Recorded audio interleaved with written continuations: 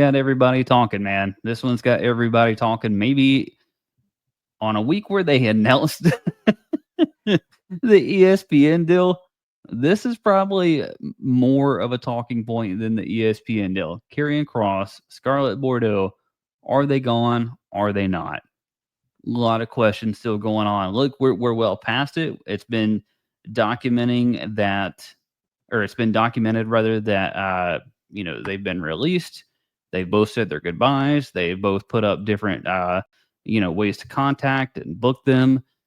But there's still this ongoing feeling that maybe this is a work. Maybe this is a long ploy and they're going to be brought back. I don't remember this much intrigue over contracts ever in WWE, and it gives it that kind of sports free agency sort of feel. And we're just going to have to sit here and wait and see. And it's amazing. You mentioned it. Like, how much does this draw parallels to pro sports?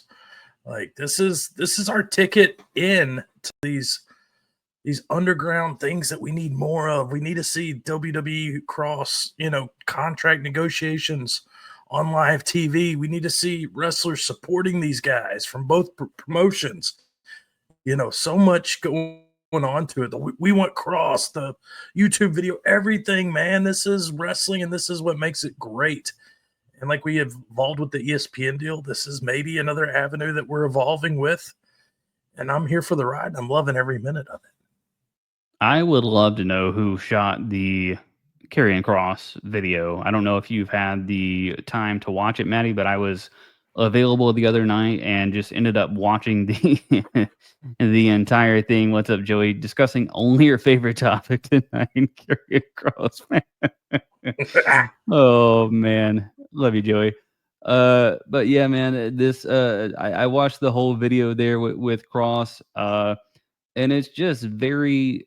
There's no like lean. There's no give one way or the other. There's certainly the direction that he wants to be there, that he's worked hard to get to where they are. It follows him through all the way up through SummerSlam, which is basically the last time, more or less, that that we end up seeing Karrion Kross, because they end up not being at Monday Night Raw after SummerSlam. So I don't know, man. It's really interesting times in terms of contract negotiations. The way that we're getting works with the way that we did with Seth Rollins, the way that we've gotten it with other characters. The way they brought R-Truth back.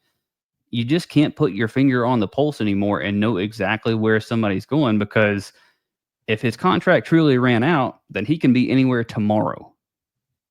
Well, and that's the thing. Pro Wrestling Tees already has a shirt out. He said he's accepting booking. So whether it's a work or not, I mean, all signs point to him being released. And we might find that out. Or this might be R-Truth, another one of those things.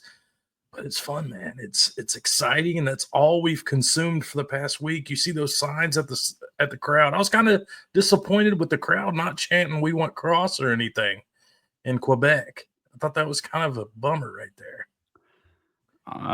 It definitely had it felt like it had legs, right, over the weekend leading into Monday Night Raw. It felt like it was kind of going to be a situation where it was noted and in the crowd and kind of prominent and maybe taking over some matches the way that we've seen it in the past, just as recently with R-Truth, right? Yeah. But that really ends up not happening. So I don't know if that's a situation of that particular crowd, or if it really is just like people felt like it fell apart after Kross and Scarlett put out there that they were available for bookings. Maybe people felt like they were just truly gone. Okay, so let's talk about this now. So let's say he has parted ways with WWE. Sure. What are your instant thoughts about all this? Obviously, it's getting crossover because that's all we're talking about. But did WWE drop like the ball here, or what is your instant on Kross here? So I think my initial reaction is, first and foremost, the wheel keeps turning no matter what, right? Whether he's gone or whether he stays, the wheel keeps turning. And we've seen that with talents at the bottom of the card. We've seen it with talents at the top of the card. There just really is no stopping the WWE machine. So it's going to keep going regardless of whether they do come back or not. Now, I would like to see them back, but I think it's odd timing because we just talked about TKO and metrics and numbers and all of these other things.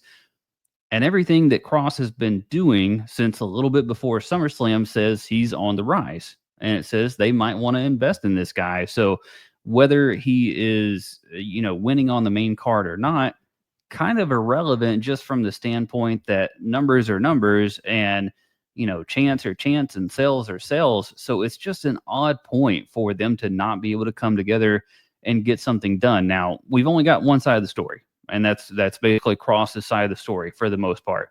We don't know exactly if WWE truly had a deal on the table. We don't know what it was. We don't know if he needed more guarantee. I don't know, man. There's so many factors at play that may have came into him not taking that contract.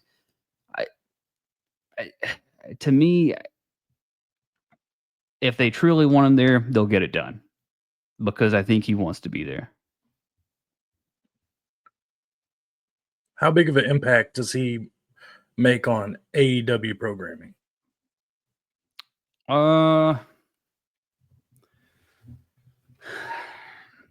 That's interesting because, and I've been trying to figure that out when talent jumps. Well, I was gonna say unfiltered Karrion Kross, like what we're seeing, are within WWE's, I guess scope. Is it better when you maybe some wrestlers we've seen when you take the chains off, like Vince Russo, everything goes to shit. But we've seen how much Kross has excelled with so little in WWE.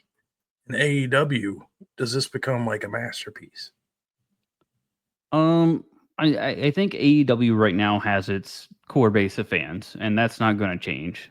So now, are WWE fans going to follow him over to AEW? I think there's some people that will. Is it going to be enough to move the needle? I don't think so, and I don't mean that as a slight to Karrion Kross. I mean it didn't happen with Edge. It didn't really happen with John. There's just been so much talent that has moved from WWE to AEW. And right now, AEW is just at this point where they're kind of static. They're kind of stagnant in their growth. And I don't know what it is that's causing AEW to kind of run up against this wall and where they're at with ratings and their growth amongst fans.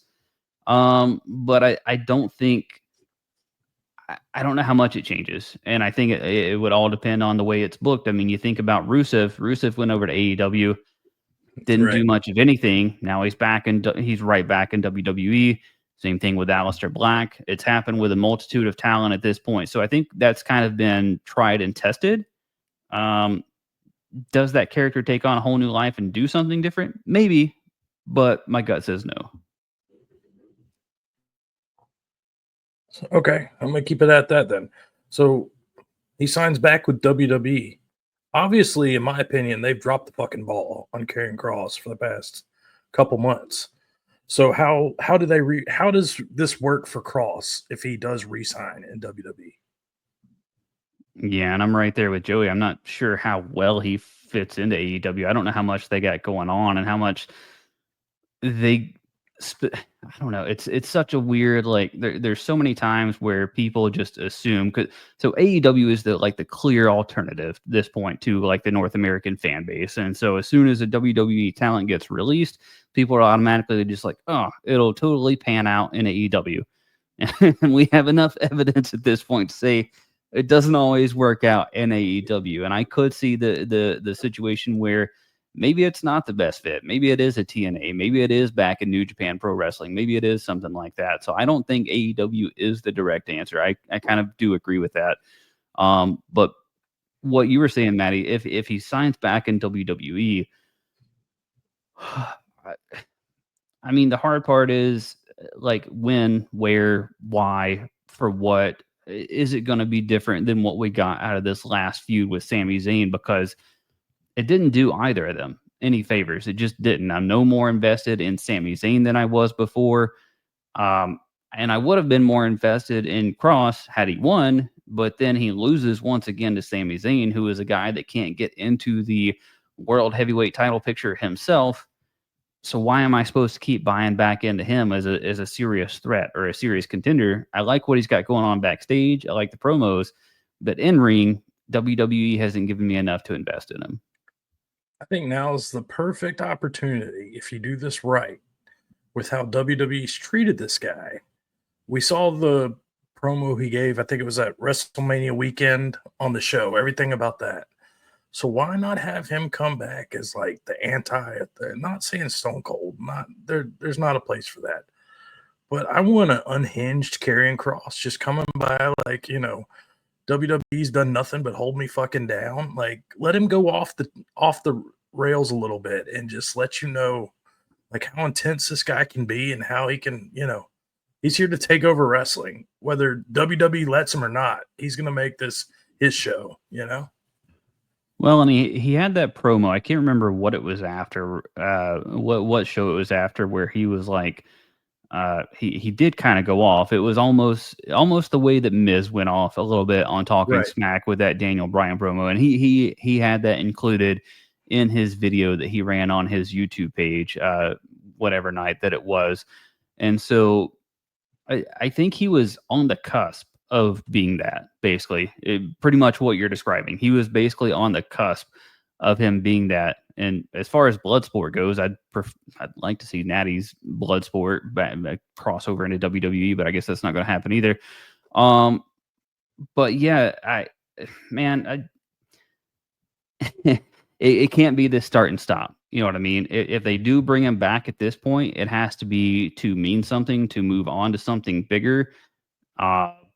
What that is, I don't know. And I don't know if I trust that that's going to be the way that it goes. Well, look how, in my opinion, WWE dropped the R-Truth angle. He comes back already. WWE, and dude, he was hot for like 2 weeks, and that whole angle shit the bed fast. Like, way to really take something you have in your hand that could be magical. And granted WWE's in a great spot. We keep saying that, but they have dropped the ball with creative, with the Cena heel turn, with the R-Truth booking. So there is a lot of, and honestly, they've dropped the ball with Kross. They've given him some more mic time, but he has so much potential, not in the ring, but just everywhere, that he could take over WWE programming as a heel, as a face, whatever. People are going to cheer for this guy. And I just think, I'm just nervous, like you said, if it is real, how much traction does this get long term, I go back a few weeks ago, and I think it was before we were predicting the first Kross and Zayn, whatever PLE that was at. But I think it was before that, and I said Kross, and the way that he kind of conducts his promos and the way that people end up turning heel or they have these character changes once they're involved with Kross. I remember saying that that's what WWE kind of hoped that the Wyatt Six would be a little bit. And he was kind of finding his footing in that character. And so I still don't think they know what they're doing with the Wyatt Six. And I think they had kind of figured it out with Karrion Kross. And then all of a sudden it's just like, cutting the legs out from any sort of momentum that this thing would have or could have had in the future. And the thing about Kross being in the ring, everybody's fresh. Everybody's fair game because he doesn't have that many in-ring matches, man. You can pair him up with anybody. You have fresh matchups across the board. And so you don't have a ton of talents where it's just like, oh, the whole playing field is open. You had that with Kross. Yeah, I just think there's so much upside and potential and storyline. Like I said, just have him come out as this unhinged, like he delivers on promos and segments. And like you said, mind games are huge, whether it's a cult following, whether it's going against everything WWE's about. Like there's just so much upside. And you got a smoking hot wife who's on your side. Like, I mean, dude, everything, just the way he carries himself, whether it's, messing with his hands or the hair, it's a vibe, dude. And there's so much, there's not anyone like him. I think that's where, if he can just get those wins and get a little more credibility with some championships, and I think this dude could take off. Did you learn nothing from Becky Lynch, man, about talking about hot wives, not husbands? You're going to get those hands. Gotta be careful. But I mean, we bring up Becky though, and it kind of, in a little bit of a way, that promo kind of ties into this with WWE and like blurring the lines, I think maybe more than ever. And I will say, no matter what happens with Cross, no matter what happens with Scarlett, we are kind of in this era where WWE is willing to blur the lines a lot, whether it's with contracts, whether it's with people having heat online, whether it's with, was this segment real? Was this supposed to happen? So from that standpoint, you got to admit that you're entertained and that you're intrigued. Yeah, dude. And you said, dude, just like incorporating this realism to it, whether it's WWE Unheard or whatever, or the Nikki Cross or Nikki Bella, all that, or this just, dude, when we know somebody's contract's coming up and they're going to be a free agent, that's like, if anything, that's a spotlight on a talent, good or bad. And I think it just adds so many layers to the puzzle of what WWE is and how much it's growing on me week in and week out, good, bad, and the ugly. But Cross, dude, he's the man. I can't wait to see what's next in this story because I have full faith in Cross, the performer, on AEW, TNA, or WWE. It's just if they're going to showcase him. All right, so final word. If you had a lean, yes or no, does he come back to WWE? Oh, God. I hope. I don't watch enough AEW, TNA. I'll keep in track. I mean, maybe this is a Moxley thing. Maybe he reinvents himself and he gets over that much more. Maybe that's what he needs. But dude, I think this is a guy who's, in your mid card that you could easily bump up to the upper card, kind of like with Jey Uso. There could be a groundswell here, or a Daniel Bryan, or these other moments, LA Knight, where this could really, elevate a guy. Yeah, so I think the only thing that I'll point to, and the only reason that I'm leaning yes, and I could just be outright Sami Zayn conspiracy level theories here with what I'm about to say, but I'm glad that I watched the YouTube video that Cross had put up, and the biggest reason that I'm saying I think he ends up back in WWE right now is a couple of things out of that video, and just having direct access and direct audio from WWE, from Busted Open, from other sources. And part of me is just like, is copyright okay? Or did he just say, fuck it, and hit full send anyway? And just like, the video is going to be what it's going to be. And if he has to take it down later, he has to take it down later. But there's certain things within that video, and it's got footage, not direct footage from WWE, but it's got footage from fan cam footage from SummerSlam. It does have direct audio from WWE, but it's also got access to some backstage areas and some backstage footage. And I said, I wonder if he's had somebody following him around, because I think WWE is very, very picky, particular about who is backstage with a camera, right? And their product. They're always going to be the ones that kind of control that narrative. So I would be very, very surprised if Karrion Kross had some sort of camera crew that WWE didn't know about and wasn't controlling that narrative for whatever project that it was. We want Cross. We want Cross. We want Cross. I'm excited, dude. And I like how we both think he's coming back. So this is another prediction. Hopefully we're both right on, because like I said, man, there's so much potential here. We've been praising this guy for months. And I'm ready to see, maybe this is just what he needed to be elevated. And maybe the Sami Zayn loss was like how you finally piss off enough people that you invest in this guy. Because I know he's a Triple H guy, and he's over, baby. Yeah, I don't think it's the last that we've seen of either of them. That's where I'm putting my money anyway. All right, Matty Riser, we're getting out of here, but follow us